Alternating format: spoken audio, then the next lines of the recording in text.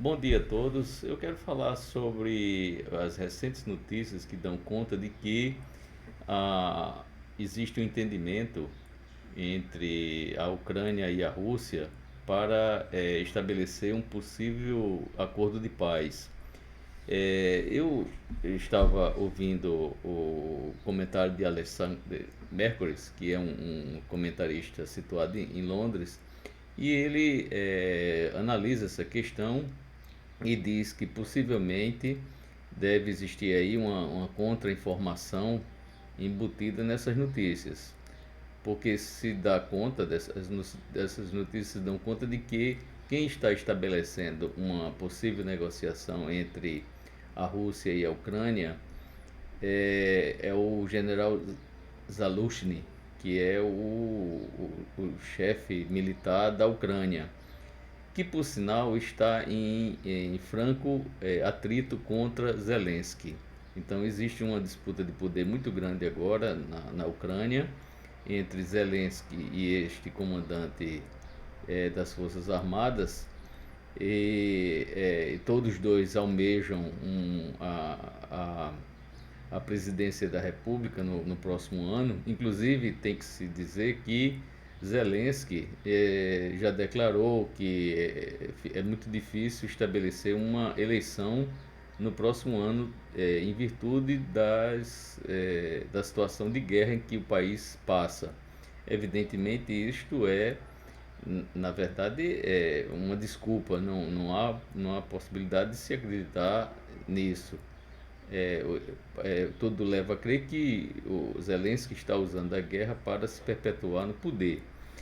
Mas uma das pessoas que estão almejando ao poder, e as notícias dão conta de que o próprio Ocidente está apoiando essa pessoa, é esse general é, Zaluzhny.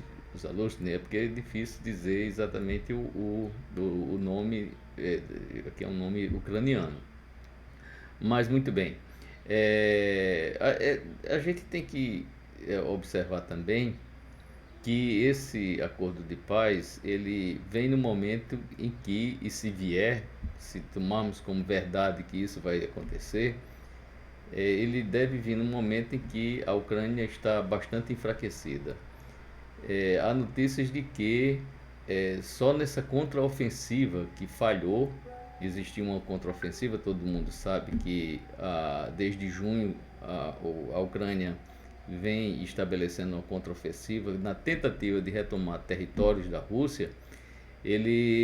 O resultado dessa contraofensiva é a morte aproximadamente de 125 mil soldados ucranianos. Fica difícil dizer exatamente mortes ou apenas uma conjunção de mortes e feridos, mas enfim, são 125 mil combatentes ucranianos que são as baixas da Ucrânia, estimada nessa ordem. Então, isso significa, segundo alguns analistas, que isso é um terço do exército ucraniano. Então, um terço do exército ucraniano foi dizimado nesta contraofensiva que ocorreu desde junho até agora. Então, houve um completo fracasso dessa contraofensiva. Parece que está havendo já um reconhecimento por parte de vários países do Ocidente de que não se conseguiu nada nessa contraofensiva, que os territórios da Rússia, que a Rússia incorporou, eles não voltaram a ser da Ucrânia, né? Então, nesse fracasso, diante desse fracasso, existe uma Ucrânia então enfraquecida, né? Que pode ir para uma mesa de negociações fraca desse jeito, né? Então, vale recordar que esta guerra começou desde 2014. O que é que aconteceu? Vamos recordar um pouco. O que aconteceu é que existia um governo eleito na Ucrânia, de um cidadão chamado Yakovitch, também é outro nome meio difícil de dizer, mas então, esse era um presidente eleito democraticamente, só que ele fazia aquele papel de presidente meio independente. Então ele ficava conversando tanto com o pessoal do Ocidente quanto com a Rússia. Até porque isso é uma marca de quem preza pelos interesses do país e não pelos interesses de outras potências. Assim aconteceu com vários líderes no mundo, inclusive Getúlio Vargas, é um exemplo que todo mundo se lembra, quando ele conversava tanto com os Estados Unidos quanto a Alemanha, em busca de uma melhor colocação dos interesses do Brasil. Então, parece que era esse o perfil desse presidente. Então, ele primava pelos interesses da Ucrânia. Então, tanto conversava com a Europa quanto conversava com a Rússia. Ele queria estabelecer um acordo com ambos esses campos de políticos do mundo, né? Então ele queria estabelecer um acordo com a Europa e ao mesmo tempo queria estabelecer um outro acordo com a Rússia. Algo como acontece aqui na América do Sul, o Mercosul. Só que o pessoal da Europa, ele não admitia isso. Então, os europeus, a posição dos países europeus é de que ou faz com a gente ou não faz. Quer dizer, a gente não vai admitir que você faça, tanto com a gente quanto com a Rússia.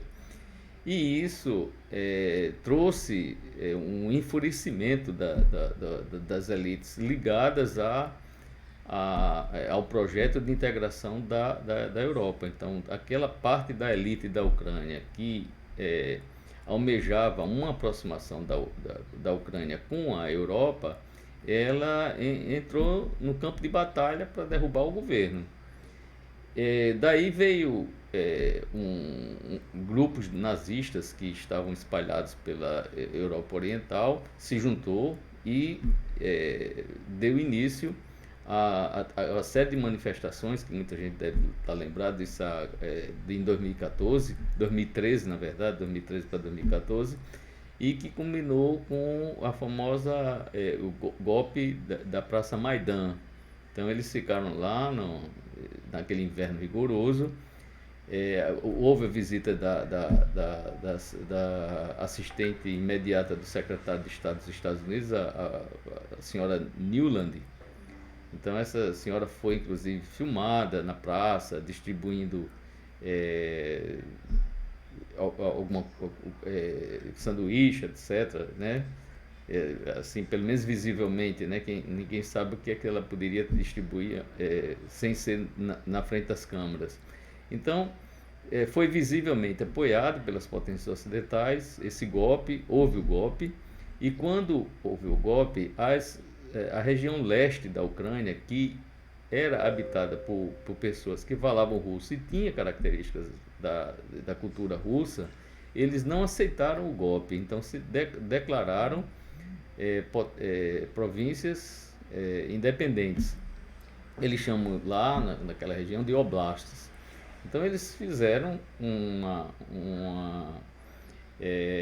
ação contra o golpe, querendo ser independente. Bom, então o que aconteceu? As tropas da Ucrânia foram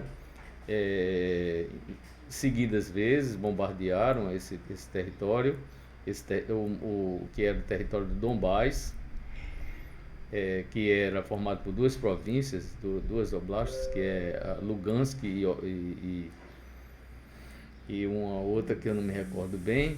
Mas então, aí desde aquela época existe um bombardeio, inclusive o Centro de Direitos Humanos da ONU dá conta de que nessa história, desse atrito entre a Ucrânia e esse pessoal, ocorreram 14 mil mortos. Então aí veio em seguida a invasão da Rússia e aconteceu o que todos nós sabemos, tá bom? E em outra oportunidade a gente continua.